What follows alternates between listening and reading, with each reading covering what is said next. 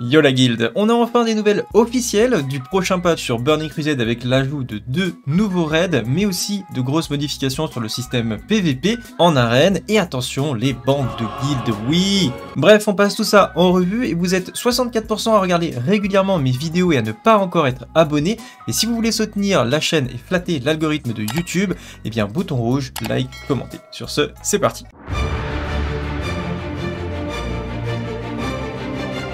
Alors, on a 3 news à se mettre sous la dent ce lundi. Donc, on a une interview de Venruki. C'était ce week-end pendant le tournoi d'arène. Alors, je suis désolé, j'ai pas pu caster ce tournoi tout simplement parce que j'étais pas chez moi. Donc, voilà. Je regarderai peut-être a posteriori les matchs pour voir à quoi ça ressemblait, comment ça s'est passé le premier tournoi. Si vous avez regardé, dites-moi ce que vous en pensez en commentaire, si vous avez apprécié, ce que vous avez pas aimé, etc.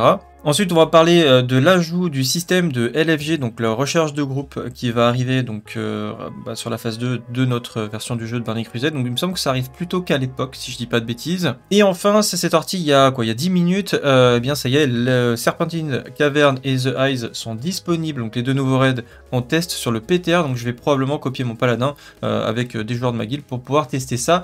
Et si je peux le faire en après-midi avec des joueurs, s'il y a du monde pour le faire, ça sera avec plaisir. Et on commence tout de suite avec une interview de Holly Longdale. Donc pour ceux qui, je sais pas si je l'ai bien prononcé déjà, et pour ceux qui voient pas de quoi je parle, donc vous avez en fait l'interview sur Twitch, vous avez la news ici, je vous mettrai les liens évidemment. Donc c'est cette personne à droite, Holly Longdale, on l'avait vu déjà si vous vous souvenez, vous aviez été avec moi quand j'avais fait le casting en fait tout simplement de la BlizzCon live, et c'était la personne qui parlait de Burning Crusade. Je pense que c'est une des community managers ou peut-être des développeurs, je sais pas, après faudrait que je regarde quel est son poste exactement, mais en tout cas elle s'occupe de Burning Crusade, donc du coup elle est en général assez au courant et c'est elle qui communique quand il y a des modifications sur le jeu. Donc sur quoi ça va porter, on va regarder ça tout de suite. L'interview commence où ils partagent un petit peu leur expérience sur le jeu, des petites choses un peu basiques, et Holly donc explique que tout simplement son expérience en PVP était relativement limitée et que tout simplement elle faisait pas de PVP.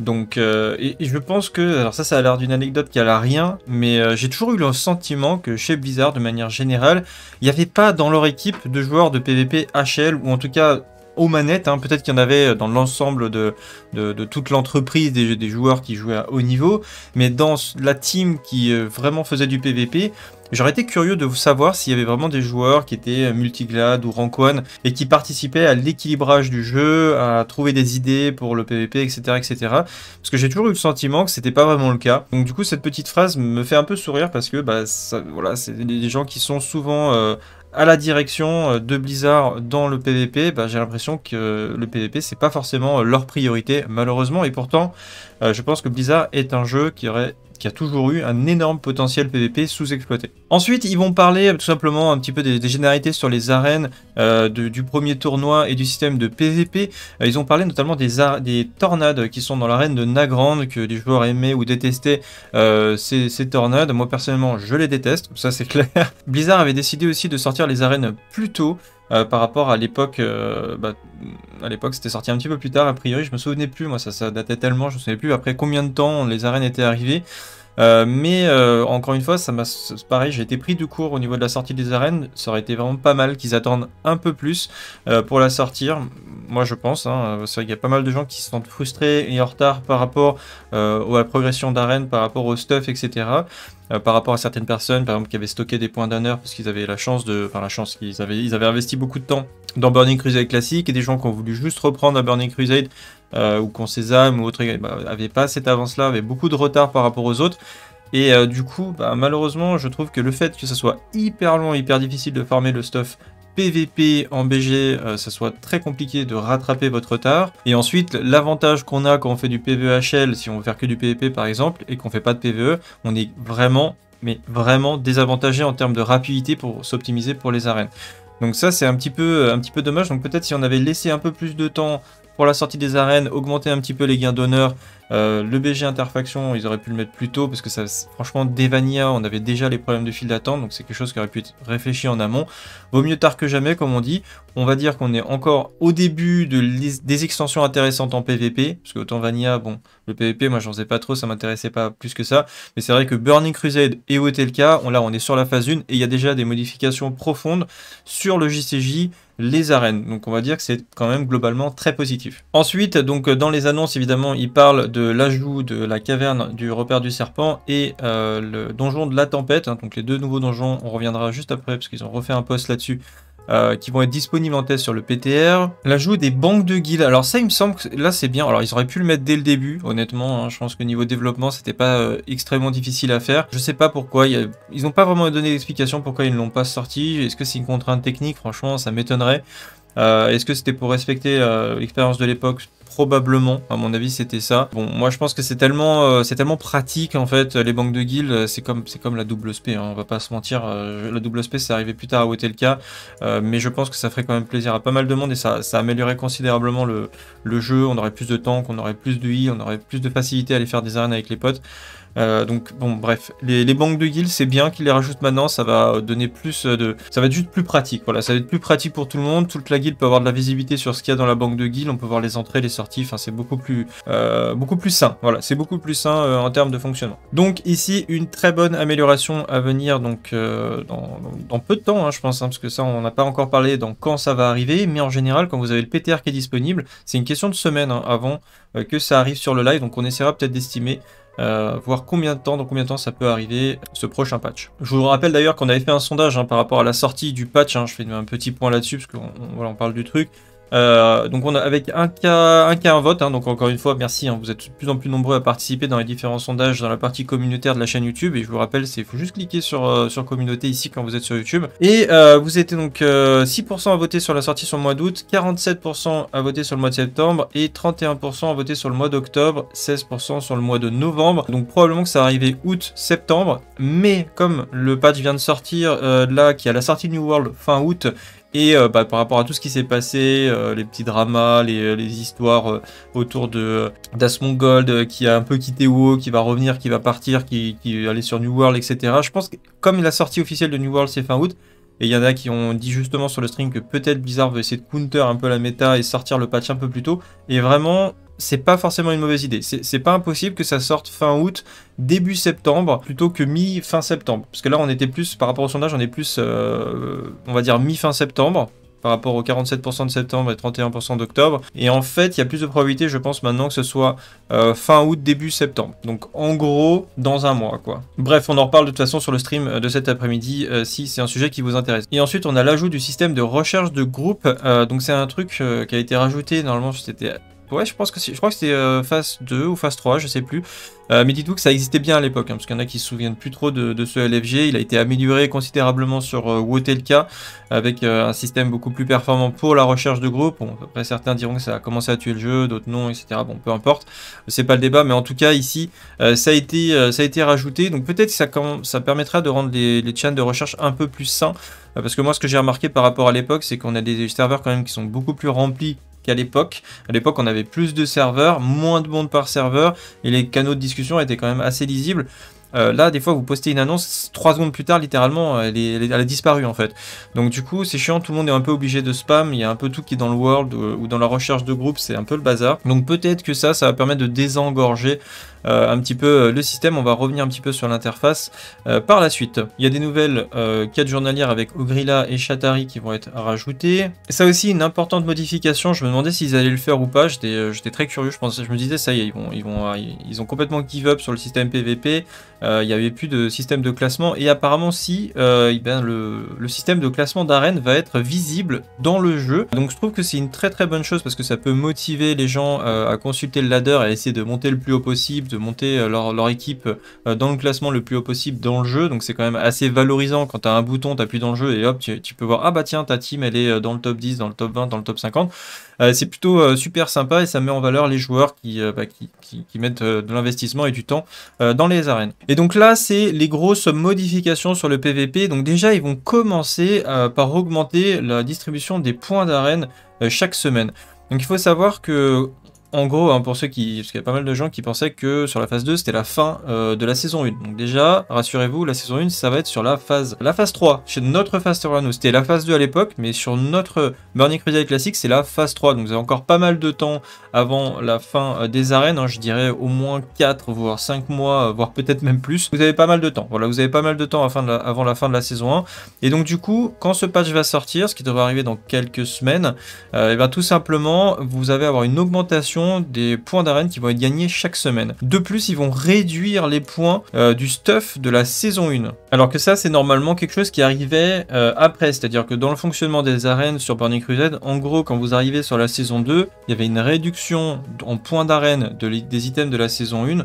Par exemple, pour, je sais pas, je dis une connerie, mais les gants étaient à 1200, quelque chose comme ça. Eh bien, les gants de la saison 1, et à la saison 2, les gants de la saison 1, hein, donc pas ceux de la saison 2, mais les gants de la saison 1 passaient à 500 points. Donc c'était divisé par exemple par 2, pour permettre un petit peu ceux qui sont en retard par rapport à la saison 2, puissent rapidement compléter leurs pièces et acheter rapidement des pièces de la saison 1, pour avoir les bonus de set, etc. De plus, donc vous avez tout simplement les points d'arène qui vont être convertis en points d'honneur, donc dans un ratio de 1 point d'arène va donner 10 points d'honneur. Donc vous pouvez stocker normalement, je crois, jusqu'à 5000 points d'arène. Donc c'est x10, ça fait 50 000 points d'honneur. Donc si vous avez plus besoin de vos points d'arène, vous pouvez les stocker.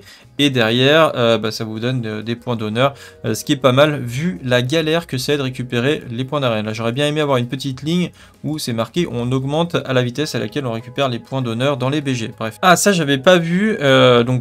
Ça, c'est très intéressant. Donc, en fait, si vous avez le PVP Gear de faction de l'Outre-Terre, alors je sais pas si c'est vraiment une bonne ou une mauvaise nouvelle. Ça risque d'être une mauvaise nouvelle pour ceux qui ont farmé comme des malades et ils sont en train de farmer leur gear PVP et qui se disent peut-être que j'aurais peut-être dû faire du PVE ou j'aurais pu monter mes réputations à la place. En fait, vous savez, il y avait un gear catch-up qui avait été rajouté donc sur le patch de Sunwell, donc on va dire sur un patch assez avancé.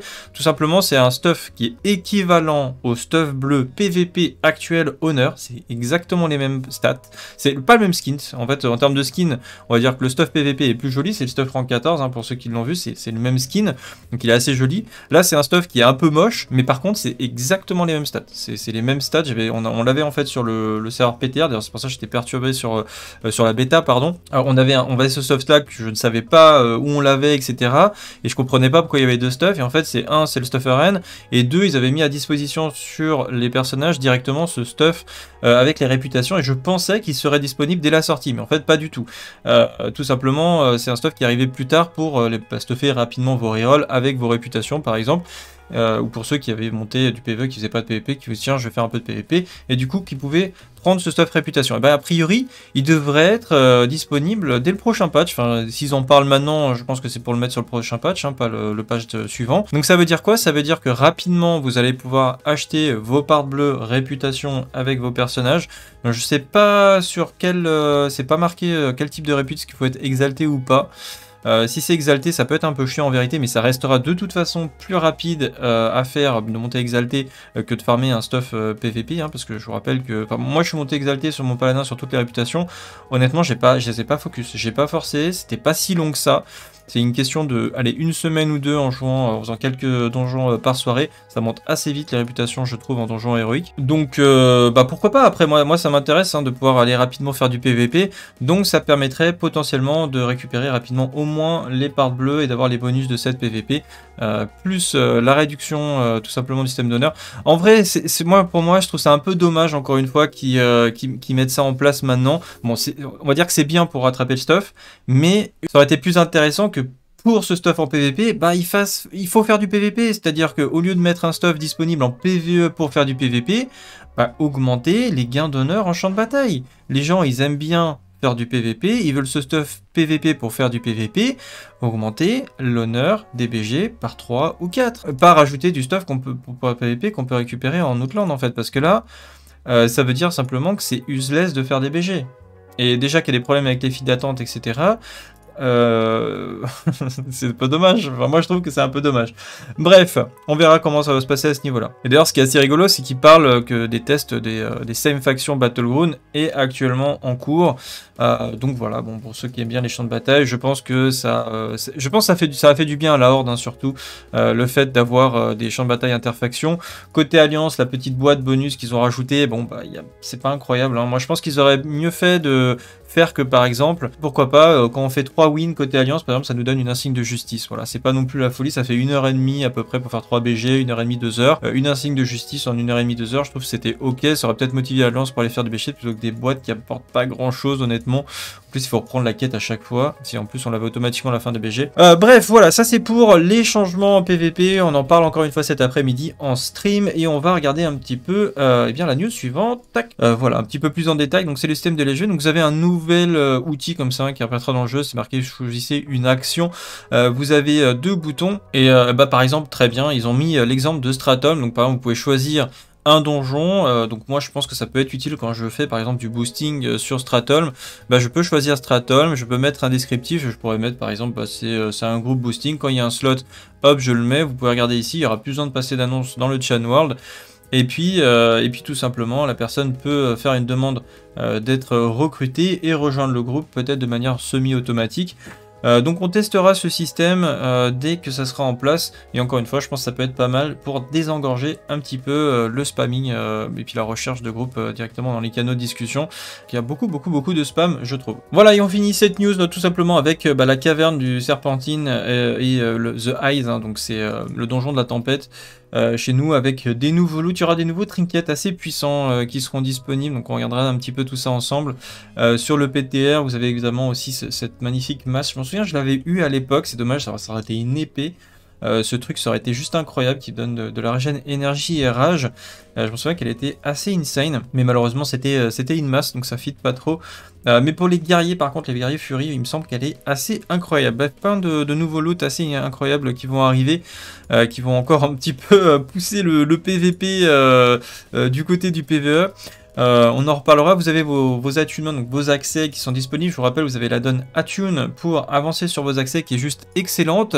Et vous pouvez déjà commencer vos accès pour ces 2 nouveaux raids, ils sont disponibles depuis un petit moment sur le live. Voilà, c'est tout pour cette petite news. On se retrouve avec la radio classique sur l'émission Twitch de 14h. Un gros merci également à tous les tipeurs, que ce soit ceux qui prime sur mon live Twitch et à ceux qui font des donations Utip. La rémunération de YouTube étant assez faible pour le moment, c'est grâce à vous que je peux continuer à produire mon contenu. Si vous voulez participer, vous pouvez tiper également, même 1 €, ça m'aide énormément. Vous avez le lien dans la description. Sur ce, salut à tous, salut à Guild, et à bientôt. Ciao.